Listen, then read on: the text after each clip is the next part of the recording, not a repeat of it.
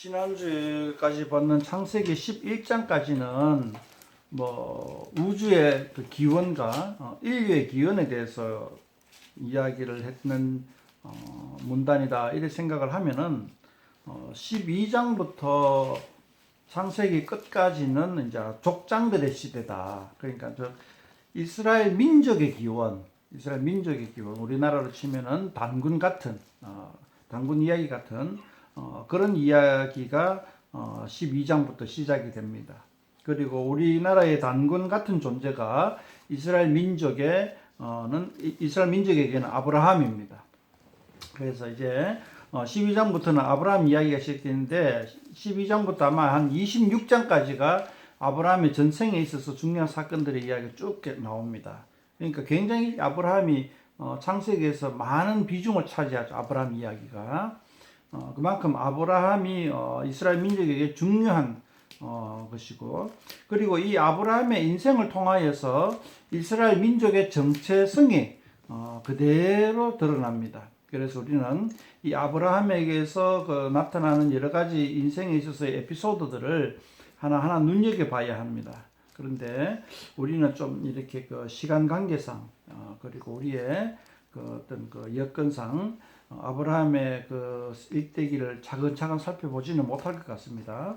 그래서 파노라마식으로 빨리 훑어갈 텐데 그러면서도 그 중에서 중요한 사건들을 우리가 하나하나 좀 짚어보기 원합니다.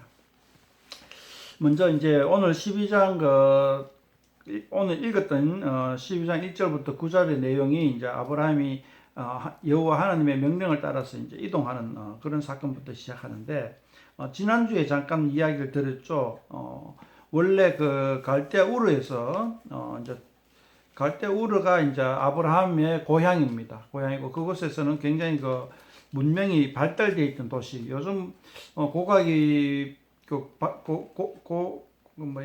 고고학인가 유물이 많이 도출돼 가지고 아마 거기서 우리가 발견하는 게 수메르 문화라고 얘기를 하는데 아마 아브라함이 소속되어 있던 문명도 아마 수메르 문명인 것 같아요. 그래서 수메르 문명을 통하여서 그것의 고고학 발견을 통하여서 아브라함의 어떤 문화적 배경을 어느 정도 이해할 수 있다 이렇게 생각해 봅니다. 이제 지난주 말씀드렸던 식으로 이제 그 시대에는 이제 인류가 계속 폭발적으로 번성하던 때였으니까 이제 아브라함도 자기 고향을 떠나가지고 새로운 개척지로 가야 하는 그런 상황이 되었던 거죠. 그럴 때에 특별히 이제 우리 창세기 12장에서는 아브라함에게 여호와께서 나타나가지고 특별히 지시할 땅으로 가라 이렇게 지시를 했다라고 보고하고 있습니다. 자, 여기서 중요한 것이 이제 여호와칸 이 단어가 중요한데 이게 이제 하나님의 이름이다 이렇게 얘기하고 있습니다. 근데 이 여호와칸은 가고 이제 하나님 칸은 가고 여호와는 고유명사고 하나님은 대명사죠. 예, 그거가 두 개가 이제 혼용해서 쓰여지는데 그거 가지고 이제 신학자들은 많은 의미를 부여하기도 합니다. 그냥 우리는 그렇구나 하고 넘어가면 됩니다. 자, 그리고 이제 아브라함에게 나타났을 때에 여호와 하나님이 아브라함에게 하신 말씀이 굉장히 중요합니다. 처음에는 우리가 의미를 많이 두는 게 있는데 1절에 보면은 너는 너의 고향과 친척과 아버지의 집을 떠나라. 이걸 가지고 많은 의미를 두는 설교자들이 많습니다. 그러나 신학자들은 여기에서 큰 의미를 별로 안 두고요. 2절부터도 조금 신학자들이 의미를 둡니다. 1절은 설교자들이 의미를 많이 두고 2절부터는 신학자들이 의미를 많이 두는데 조금 차이가 있죠, 그죠? 네, 알아들을 사람 알아들을 겁니다. 자, 2절 봅시다. 내가 너로 큰 민족을 이루고 네게 복을 줘 네 이름을 창대하게 하리 너는 복이 될지라. 큰 민족을 이룬다. 실제로 아브라함의 자손들이 거의 요즘 말하는 중동 지방, 아랍 민족, 팔레스틴 지역, 이쪽 지방이 다 조상을 자기 아브라함이라 합니다. 그러니까 우리가 이제 석유 왕국 있잖아요. 석유가 잘 나는 중동 지방 땅에 있는 아랍 민족들, 그런 쪽에 있는 사람들은 거의 아브라함이 자기들 조상이라고 이야기합니다. 그만큼 굉장히 큰 민족을 이루는 게 여기서 이제 하나님이 약속하신 것이 아브라함이 이루어졌다고 하죠. 그런데 우리는 좀 후에 보면 알겠지만은 영적으로 따지면은 예수님을 믿는 우리도 아브라함의 자손이다. 이렇게 이제 얘기가 됩니다. 그건 좀 이따가 더 자세히 말씀드릴게요. 자, 3절에 보면은 너를 축복하는 자에는 내가 복을 내리고 너를 저주하는 자에게 내가 저주하리니 땅의 모든 족속이 너로 말미암아 복을 얻을 것이라. 자, 한번 줄 끌 수 있는 사람 줄을 끄면 좋겠네요. 땅의 모든 족속이 너로 말미암아 복을 얻을 것이라. 이것이 바로 아브라함에게 하신 하나님의 언약이고 이 언약이 매우 매우 매우 중요한 언약입니다. 자, 땅의 모든 족속이 너로 말미암아 복을 얻을 것이라. 아브라함 때문에 땅의 모든 족속이 복을 얻는다. 이게 그냥 쉽게 지나치면 지나칠 수도 있는 건데 이게 어마어마한 의미가 있다는 거죠. 자, 노아로 인해서 전 인류가 멸망을 할 뻔한 때에 노아로 인하여서 인류의 멸망을 면하게 됐잖아요. 노아는 겨우 인류의 멸망을 면하게 했는데 이 아브라함을 통하여서 모든 족속들이 복을 받게 된다.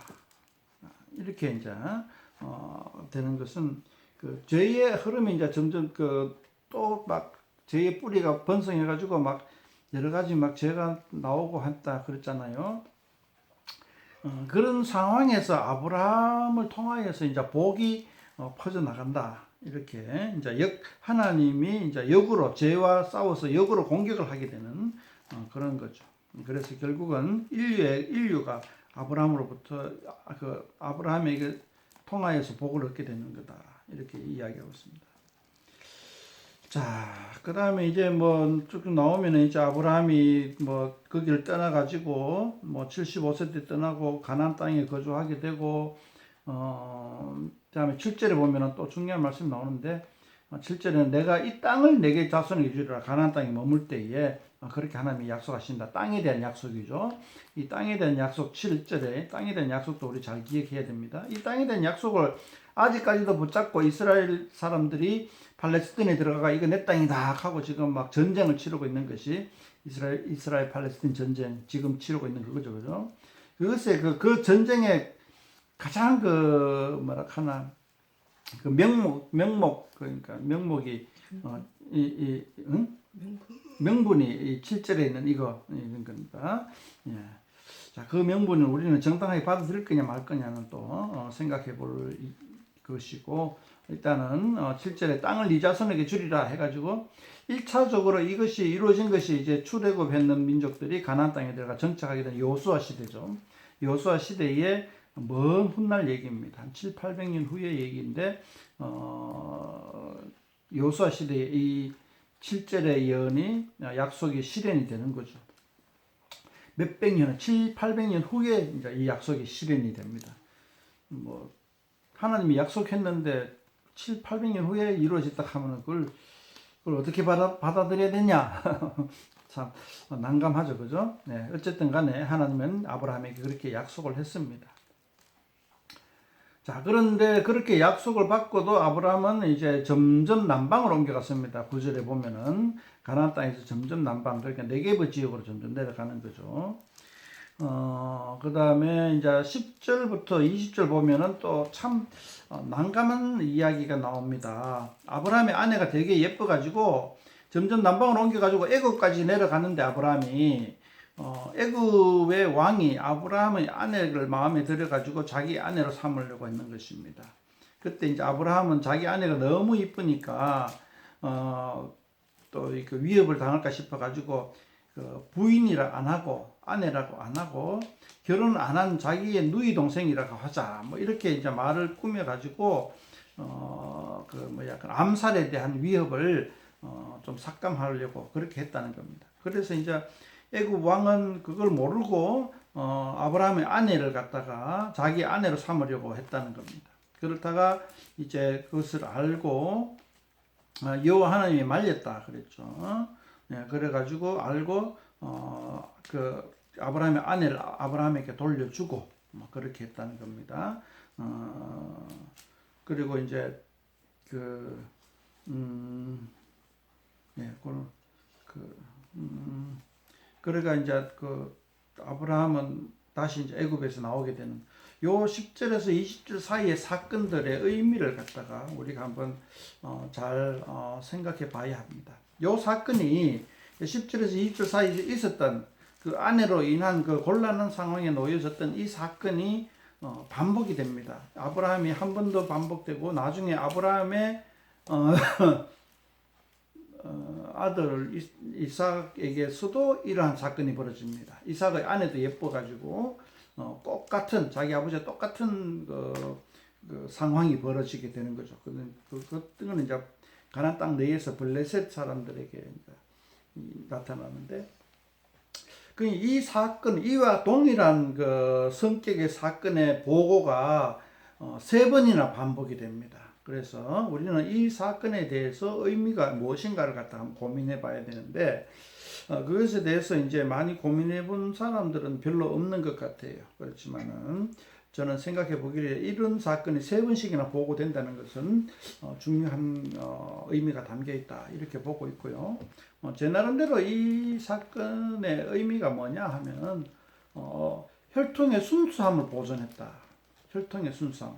그러면 혈통의 순수함이 과연 우리가 복음에서 어떤 의미가 있는가 그걸 또 한번 생각해 봐야 되는 거죠.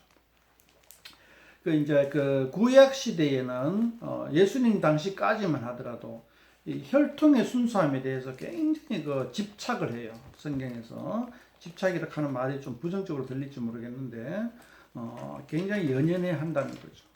그러니까 혈통이 매우 중요하다. 이스라엘 유대 민족들은 지금도 혈통을 중요하게 생각하죠. 우리 이제 대한민국은 혈통을 그렇게 중요하게 생각하지 않는 단계에 접어드는 것 같아요.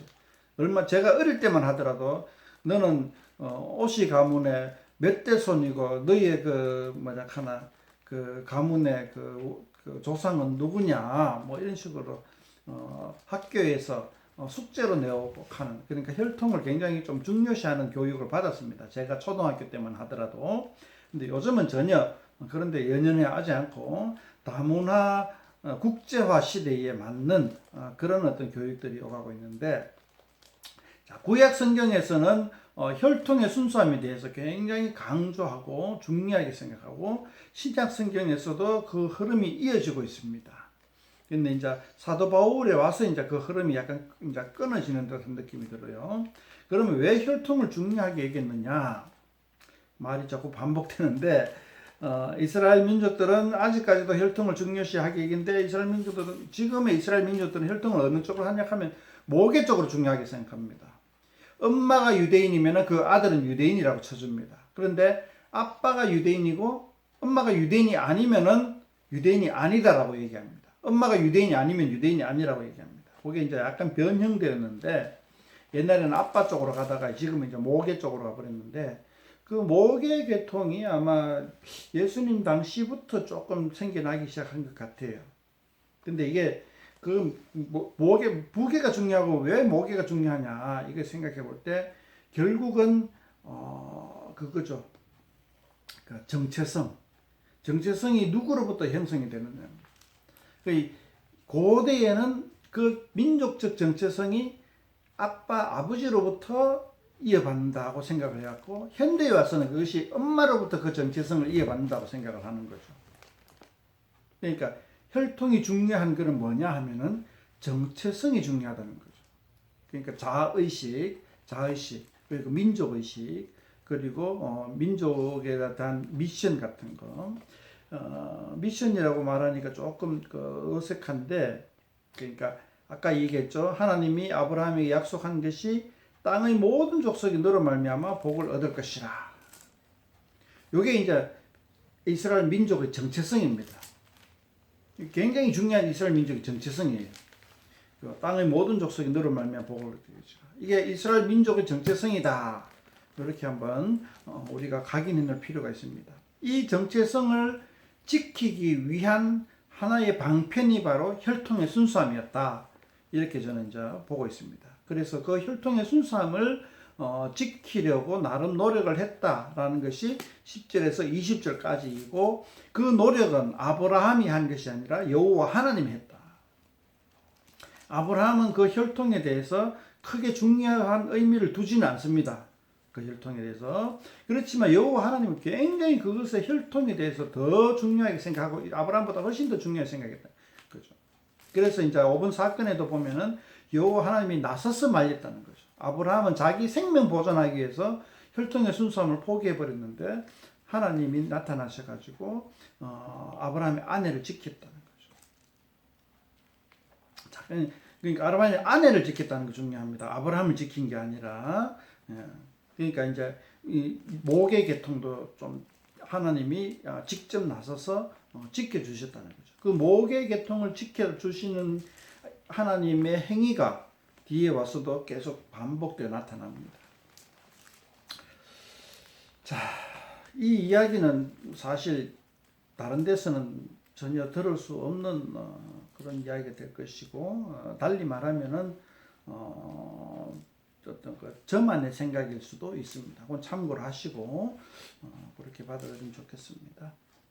자, 조금 더 진도를 뺍시다. 12장부터 26장까지가 아브라함의 이야기, 생애의 이야기인데 아브라함의 사건들 중에서 굉장히 중요한 사건이 몇 가지 톡톡톡 던져 나오죠, 그죠? 그 사건마다 다 의미가 있었다고, 중요한 의미가 있기 때문에 그 인생 전체에 걸쳐서 이제 또 이야기를 하고 있는 거죠. 자, 13장에 보면 이제 베델에 가서 4절에 보면은 그가 처음으로 제단을 쌓은 곳이라 그가 거기서 여호와의 이름을 불렀더라. 처음에 이제 베델에서 여호와 이렇게 이제 제사 드리는 장소가 이제 애굽까지 쭉 내려갔다가 다시 올라온 거죠. 9절에 점점 남방으로 옮겨갔더라. 가나안 땅에서 이 땅을 네게 자손으로 주리라 했는데 아브라함은 계속 거기서 남방으로 쭉쭉 내려가 애굽까지 내려갔다가 떡은 맛을 보고 다시 올라와 가지고 베델레 와 가지고 거기서 다시 여호와 이름을 불렀다. 그러니까 신앙을 여호와 하나님에 대한 신앙이 옅어졌다가 다시 회복되는 어려운 그 고비를 넘기고 애굽에 가서 어려운 고비를 넘기고 암살의 위협과 그 아내를 빼앗길 뻔한 완전히 자기의 정체성을 잃어버릴 뻔한 그 위기를 넘기고 다시 베델로 와가지고 여호와에 대한 신앙이 다시 회복되었더라 하는 이야기. 그런 이야기고, 그 다음에 자, 여호와 하나님이 그 다음에 한번 봅시다. 자, 아까 이야기했던 제가 반복할게요. 12장 3절에서 12장 3절 후반절에서 땅의 모든 족속이 너로 말미암아 복을 얻을 것이라 했잖아요. 이것이 뒤에 가면 계속해서 반복됩니다. 한번 봅시다. 어떻게 반복되는가 하면은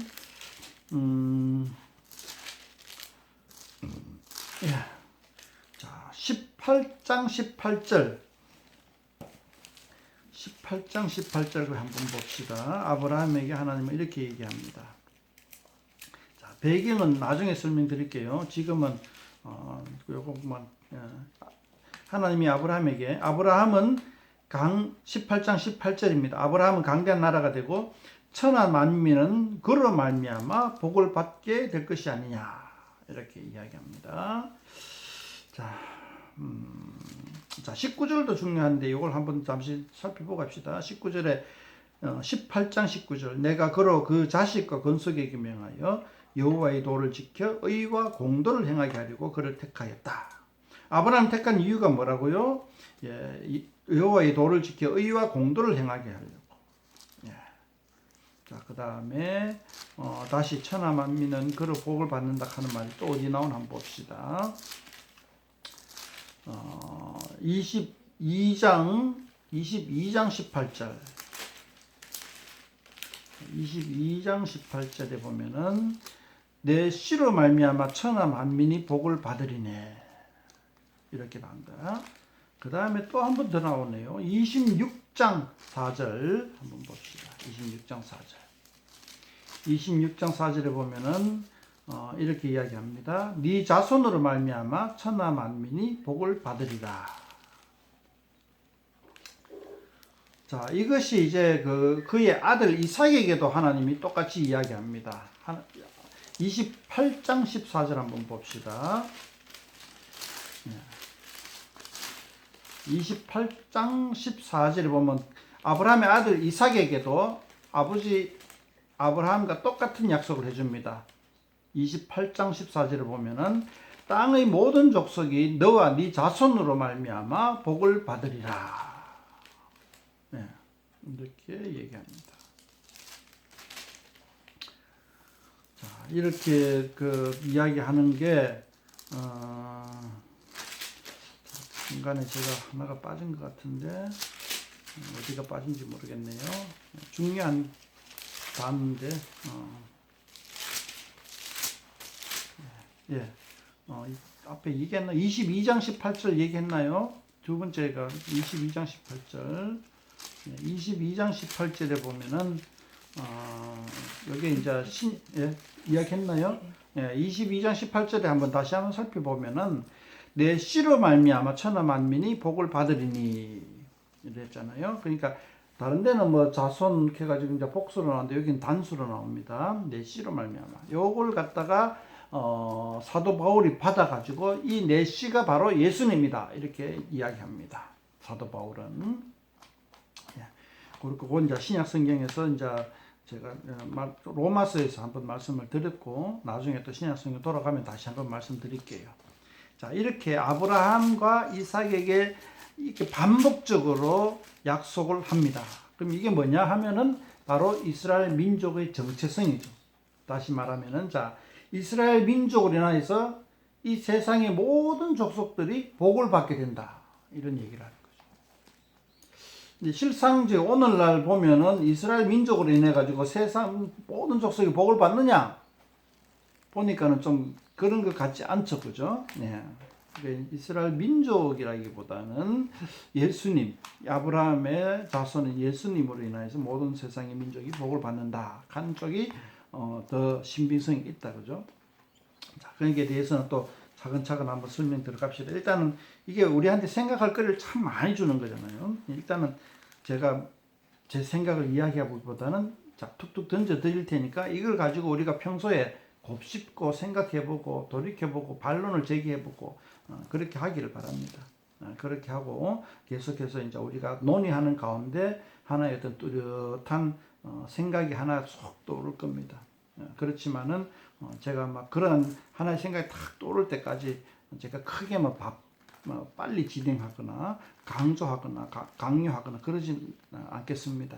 그냥 모든 사람의 개인에게 개인 스스로 이런 생각들이 떠오를 수 있도록 제가 모든 어떤 그 가이드를 할 뿐이지 어떤 그런 게 옳다라고 막 강조하거나 뭐 그러진 않을게요.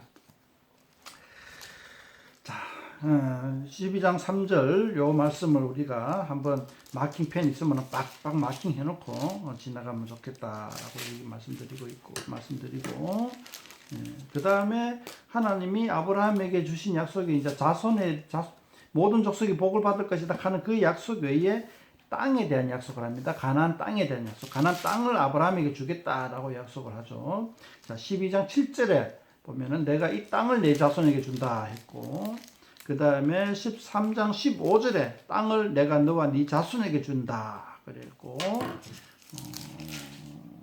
또 어디 뭐 있나?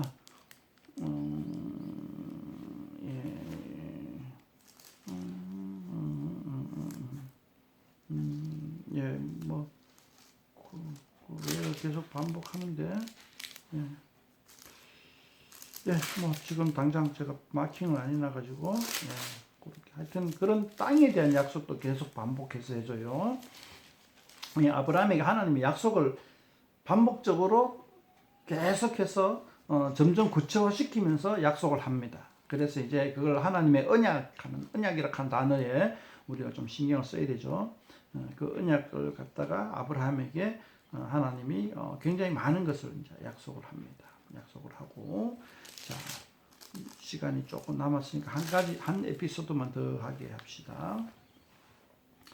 14장에 가면은 굉장히 민족 간의 그 전쟁이 나옵니다. 민족 간의 전쟁. 그러니까 당시에는 이제 한 민족이 부족이잖아요. 부족 정도이고, 아브라함은 부족장 중에서도 좀 소규모 부족장입니다. 아브라함은. 그리고 다른 부족들은 아브라함보다는 굉장히 큰 부족들이고, 예, 그런 상태에서 이제 14장에 가면 부족들 간의 전쟁이 나옵니다. 부족들 간의 전쟁이 나와가지고 부족들 간에 연합한 상태로 전쟁이 납니다. 그런데 이제 그 아브라함이 속해져 있는 연합 부족 이 사람이 당합니다. 그 아브라함이 속해 있는 연합 부족 중에서 그 소돔과 고모라, 소돔이 들어가 있죠. 소돔과 고모라도 들어가 있죠. 소돔과 고모라는 아브라함이 속한 연합체. 근데 이제 아브라함과 소돔과 고모라 외에 다른 민족 연합체가 쳐들어와 가지고 그 소돔과 고모라에 쳐들어와 가지고 소돔과 고모라를 다 부셔버리고 약탈해 가지고 뺏어가 버리게 되는 사건이 벌어지죠. 그래서 이제 조카 롯을 구하기 위해서 아브라함이 민족들 연합을 해가지고 연합해가지고 가서 이제 밤에 역습을 해가지고 조카 롯과 그 외에 다른 사람들을 구출하고 나옵니다.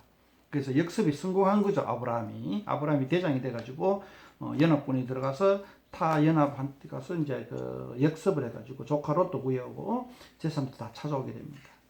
그렇게 했을 때에 아브라함 연합체가 아브라함에게 굉장히 고마워하는 거예요. 고마워해가지고 아브라함에게 감사의 재물을 드리려고 하는데 싫다. 나는 이런 물건 받으려고 이렇게 한 거 아니다라고 했고, 그리고 아브라함이 하나님께 감사해서 하나님께 이제 감사의 재물을 드리는데, 하나님은 눈에 보이지 않으니까 어떤 식으로 감사의 제사를 드리냐 하면은 17절부터 굉장히 중요한 에피소드가 나옵니다.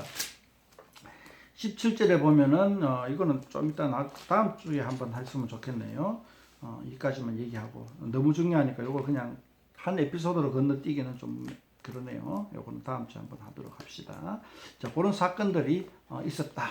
이렇게 한번 하고 마무리 짓도록 하고 더 자세한 내용은 다음 주에 또 진행하도록 하겠습니다. 자, 오늘의 요점 정리를 하면은 아브라함이 하나님으로부터 약속을 받았다. 땅의 모든 족속이 너로 말미암아 복을 얻게 된다 하는 약속을 했고, 가나안 땅을 아브라함의 자손에게 주겠다 하는 약속을 했다. 이렇게 한번 이야기하고 싶습니다. 네. 자, 질문.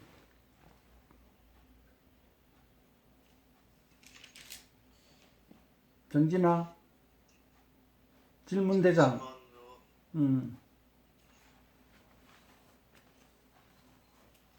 아브라함이 젊었을 적에 그 메소포타미아 거기 있다가 가나안 땅으로 갔다가 이집트로 갔다가 다시 가나안 땅으로 갔고 거기서 맞아요?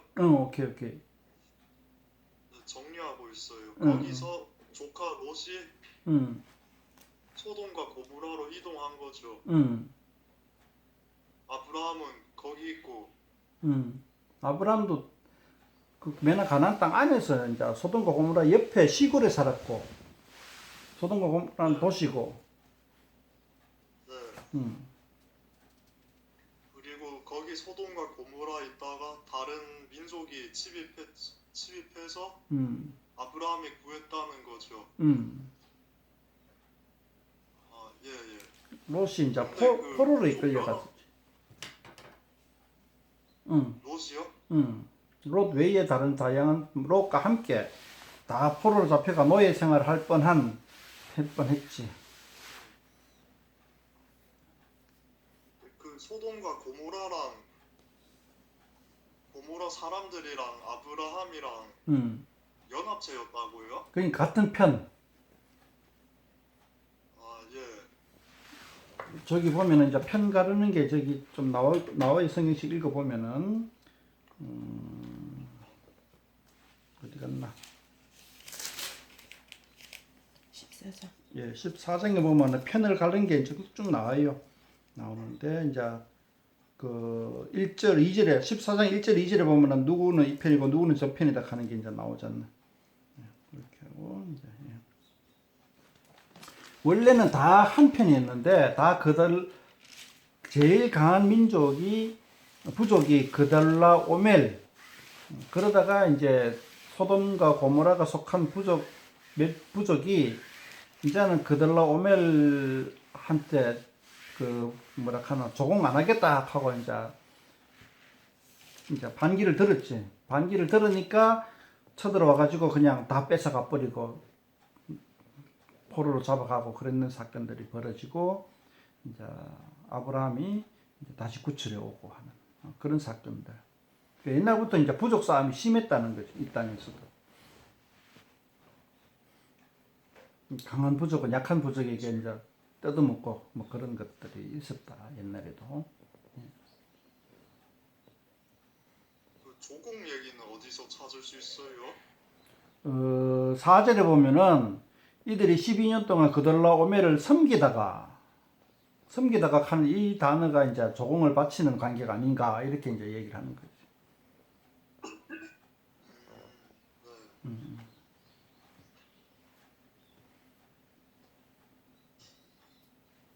그 질문에 왕이랑 부족이랑 차이가 뭐예요? 부족장이랑?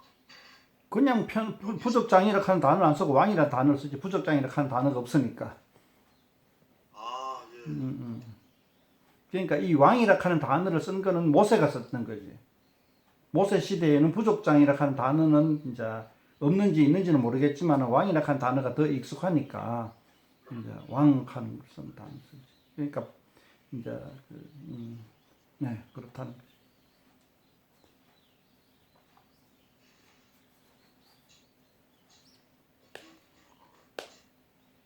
네. 하루 아빠는 뭐 질문할 거 없는가?